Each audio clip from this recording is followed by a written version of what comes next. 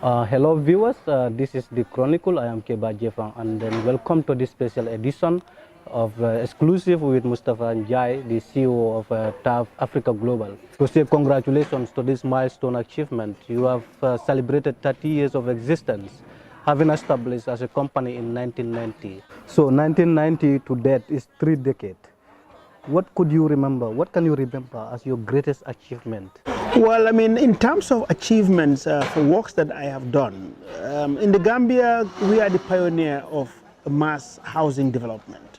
There's no doubt about that. Hello and welcome to another day in paradise, and welcome to another edition of the Unapologetic Negropean. In today's video, off the top of my head, I think I've made somewhere in the region of 150 videos, and at least 50 of those videos have been about the organized crime that has been happening in the Gambia, targeting specifically those people in the diaspora who are planning to come back to the motherland. Now, whilst we have seen the backs of many of these scam artists, there is still a significant number of criminals who still earn their living by scamming people like you, hard-working, law-abiding citizens who are planning to move back to Africa. So just how can you avoid these criminal syndicates? Well, one way is by having the services of a company that I have started up myself, Ovversight. Hello and welcome to Ovversight, Strategic Risk Management, a company that was specifically designed to combat those scam artists and has operations right now currently in 3 African nations. Another way that you can avoid these scam artists is by simply doing it yourself, by traveling to the African continent, finding your own builders, your own merchants, your own surveyors, buying your land, surveying it, getting your planning permission, doing everything yourself, circumventing the need of a middleman. Now, for many people who are still in the diaspora, this is highly impractical and of course would end up costing a lot more money in the long run. So, is there another way? Well, there is. Another way is to find yourself a large company, a company that has a lot of resources, a lot of experience, a reputable, respectable company that has been doing business on the African continent for a long time, preferably someone who is from the continent, as those people are perhaps some of the best business savvy people on the planet. And that brings us to the subject of today's video, TAF. So what is TAF? TAF is a property development and construction company formed by its humble CEO, Mustafa NJYIE. Mustafa has not held back in speaking about his grand plans. When people like Mr. NJYIE speaks, people listen, because he's not just a talker, he is a doer. Okay, so what seems to be the problem? The problem is that there have been a number of allegations which has surfaced about the business practices of TAF. Now, I need to be honest with you, I have received a plethora of emails regarding the company over the last year or so, and I've got to right now send my apology to all those people who sent me those emails, because the reality is, when I was looking at this company, I didn't see anything wrong with them, and I didn't have anything substantial that was being sent to me telling me that these people were doing anything really bad. So I largely ignored the request to do a video. But lately, Mustafa NJYIE has come to the forefold simply because of some of the people who he has been dealing with. Yes, BLAXIT. I found it important for us to speak a little bit about Mr. NJYIE and his company and his dealings with BLAXIT, and whether he is a company that we can look at with any credence. So we need to ask this question: can we trust TAF? Well, we're going to try and answer this question today, but first I'm going to ask you to please like, subscribe, share, click the bell notification, and please consider supporting the channel on our Patreon, link in the description. Please also follow the Ovversight channel, the company that is there to help you to invest on the African continent in a secure, cost-efficient manner. The link is also in the description. So can we trust TAF? I think in order to answer this question, we first need to look at its CEO. Mr. Mustafa NJYIE. Mustafa NJYIE has come from a humble background. He was at first a carpenter many years ago. Mustafa has something which not a lot of people have. He has high business acumen, the ability to do business on the continent. And he also has an engineering background. He is somehow able to use these two specialties and intertwine them together, and they both benefit one another. This is something I have seldom seen in a businessman. Clearly this man is a person who has integrity, and that's what I see when I take a look at him and I listen to him and listen to the way he speaks. For me, this company looks completely above water, but we all know these big companies, even here in the West, these massive corporations, none of them would really exist if they didn't get their hands dirty. So he must be doing something which nobody else can do. And this is where some of the allegations start. Well, first of all, I'm going to talk to you a little bit about the emails that I have received. I haven't seen any massive allegations here about the actual company in itself, but some of the allegations of TAF somehow abusing its power and lobbying politicians in order to secure lands in places where they shouldn't be able to build is one of those allegations. First of all, we're going to talk about an exchange of emails that I had with a lady who had bought property from TAF that was yet to be built. And this property was to be built at TANJI estates. Now this lady and a number of other individuals who had formed a group had bought property from TAF. They put down a large payment on this development. Now they did this way back towards the end of 2018, and up to today they still have not received their deeds from TAF. So why is this the case? Apparently the reason that she has given is that TAF does not own the property that it's actually building on. Now this might be misinterpreted by this person. Perhaps they got things wrong themselves, but I highly doubt it. I mean, think about it. If you're going to buy property, you're going to want to know where this property is coming from, right? But the reality is large companies like TAF rarely own outright the property that they're building on. Mr. NJYIE actually explains the structure of ownership and acquisition of property in this video. In the last episode, we spoke about the MOU that was signed, negotiated and signed with the River State government. After signing it in April 2012, we then started negotiating for the JVA. In the JVA, it is very important that the shareholding structure is well defined. And in this case, the shareholding structure was well defined with government shares being 20% and TAF Nigeria Homes owning 80%. Now, again, you set up a board. There's a board of directors that has been set up to manage the SPV. And the board composition is that you have 3 officials from the River State government, and that is the Attorney General and Commissioner of Justice, the Commissioner of Lands, and the Commissioner of Finance. They represented government on the board. Then we have 3 members of TAF Nigeria Homes, plus the chair, who represented TAF Nigeria on the board. Now, this is very important because as far as policy matters are concerned, it's been handled by the board.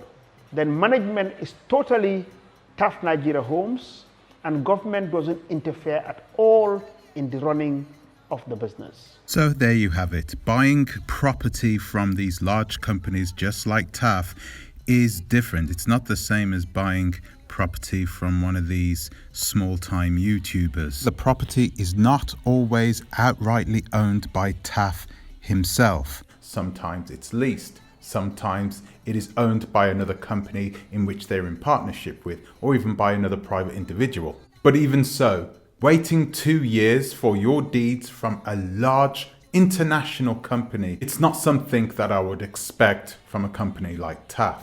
The TANJI estates was also supposed to get good infrastructure like roads and road lights, and none of these have yet to be built. The roads are not tarmacked and there are no street lights. So TAF had made all these proclamations saying that they would implement the changes that they said they were going to, that they were going to make these roads, that they were going to put these lamps. When this lady went to the TAF website to find where they had posted this information about TANJI estates, well, they deleted it. There was a security perimeter that was supposed to be manned 24 hours a day. There was also a manned gate that the people who were living inside TANJI estates had to pay for collectively. That fence had already been broken by someone and it was never repaired. Now, for a company like TAF with some pretty deep pockets, you wouldn't expect them to behave in this way. I have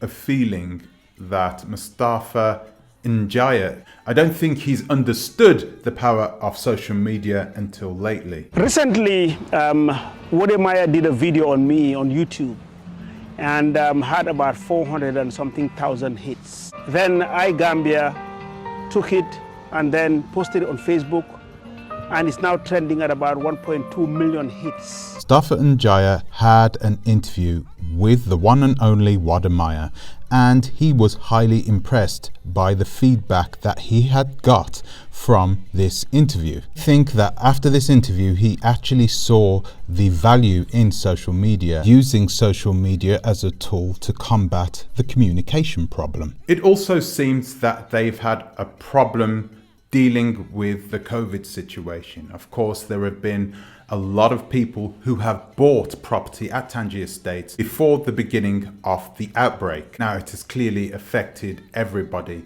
but some companies have managed to deal with things better than others. A lot of people have continued paying their money and some people haven't, because they haven't had any communication from TAF. They know that work has stopped, but they didn't know when it was going to continue. They didn't know whether the building would be delayed. They didn't know any of this. There was a breakdown in communication. This is part of the reason why I tell people to go with Oversight. Yes, it's a shameless plug. Oversight would be there to keep communication with these companies, to represent these groups of people, to make sure that these types of things don't happen, that there isn't a breakdown in communication. That can very easily happen when you're dealing with international business. Another allegation is the scandal. Back in 2020, a massive scandal had come to the forefront involving MUSTAFA NJYIE lobbying politicians to get a hold of land without due process. Now, this had happened years ago, back in 2006, to build a facility that would house all these world leaders. Mr. NJYIE got this massive government contract who were coming to the World Summit in Banjul. The court document alleges that Mr. NJYIE had forcefully evicted people from their land in order to acquire that land for this project. Now, like I said at the beginning of this video, there are precious few large and profitable companies that haven't at some point got their hands dirty in the past. This is just the nature of business in itself, especially more so on the African continent. Sometimes you need to take your gloves off. But when it comes to the normal, everyday man and woman in the Gambia being hurt, being evicted, being homeless, then somebody needs to answer. But even with these allegations, me as a person who would just be a normal customer, just like many of you, if you plan to purchase property with TAF, then would it really affect us? Probably not. However, we need to take a look at the reason why perhaps I'm making a video about TAF in the first place. The reality is I've been spurred on by watching the activities of one particular person. I'm at Tech City! This is the famous MUSTAFA NJYIE. Yes, BLAXIT is now doing work with MUSTAFA, and clearly it's on an agency basis. Now, earlier in the video I also said that MUSTAFA NJYIE has only recently benefited from the power of social media since he had his interview with Wadamaya. He got a lot of positive feedback from this video. A lot of people have seen him in a positive light. This is what MUSTAFA does. He pushes positivity out of the African continent. It's the reason why he is where he is right now. But we cannot ignore the fact that he is now working with somebody that we outed not long back as a complete and utter liar. Now, to me, Mr. NJYIE is an intelligent man. I believe that he knows he's being used by BLAXIT in order to further her own claim on power. So why is he doing business with her? He knows and values the power of social media. He's just started his own YouTube channel, and in BLAXIT, he has a person who has a strong social media presence. So why not? Once he's seen the power of social media through MUSTAFA, I think what he has done is he has gone out and looked for other people who also have a strong and mainly positive social media presence like BLAXIT. So with BLAXIT, he has a lot of people in the diaspora who are looking for that type of service that I mentioned at the beginning of the video. A service where you have a large reputable company like TAF that they can go to, that they can trust in, that they can build their house for them whilst they are working in the diaspora. So when they are finished, they can go back to the Gambia and live the rest of their lives out in paradise.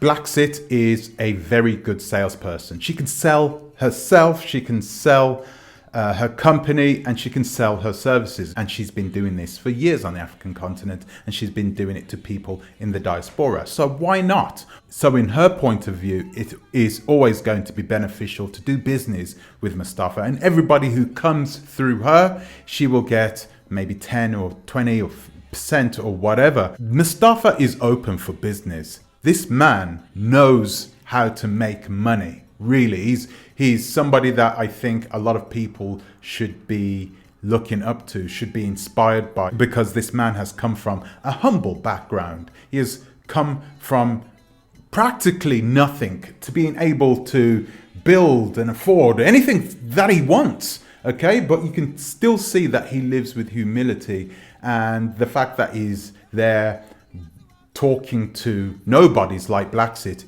is something of a blessing that I think we can all look up to. So let's answer this question. Can we trust TAF? A lot of people are not going to like the answer I'm going to give because it's going to be a little bit ambiguous. I would say yes and no.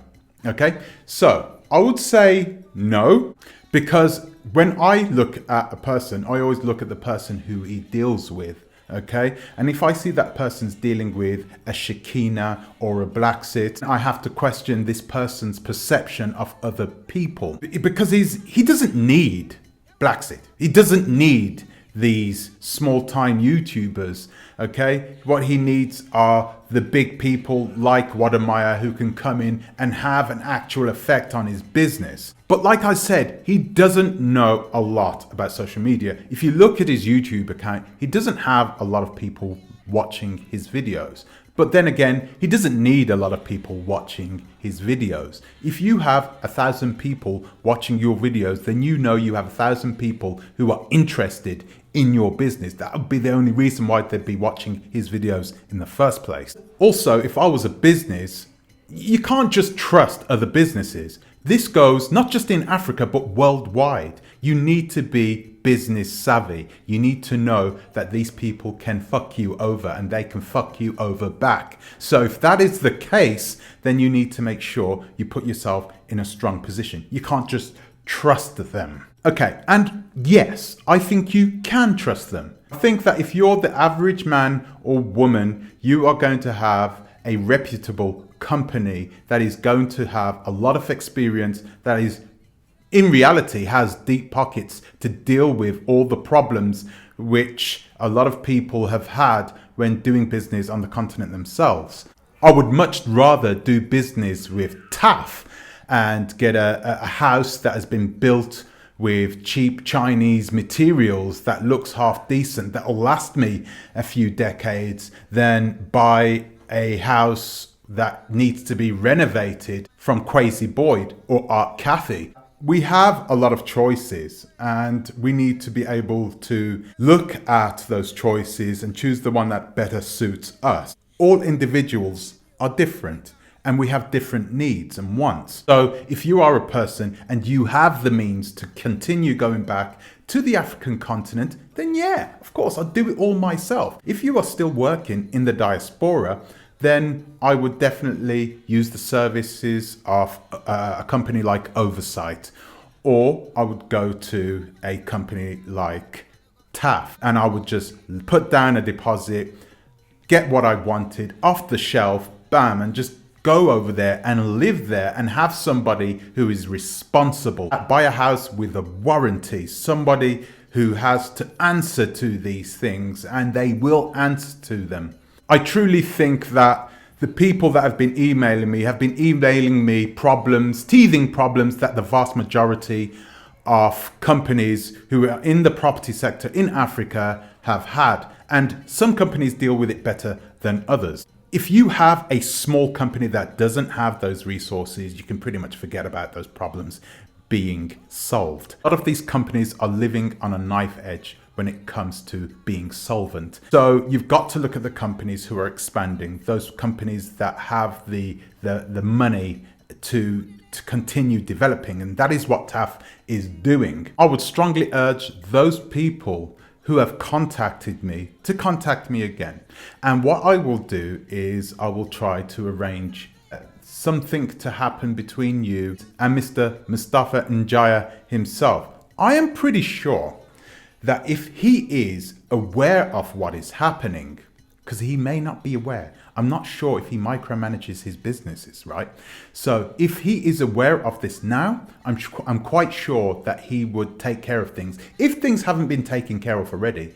So I received the last email about 2 months ago. So let's see what happens. Let's see if we can contact him and perhaps he will play ball or he will give a statement to make sure that the group that has suffered those problems up in TANJI estate have had their problems rectified.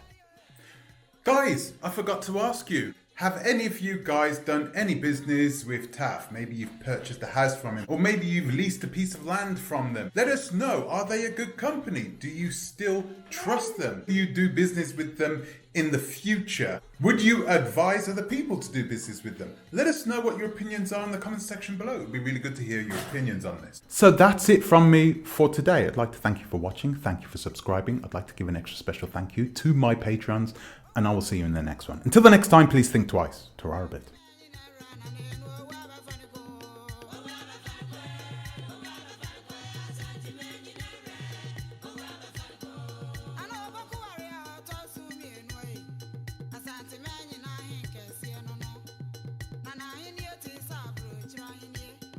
Everybody,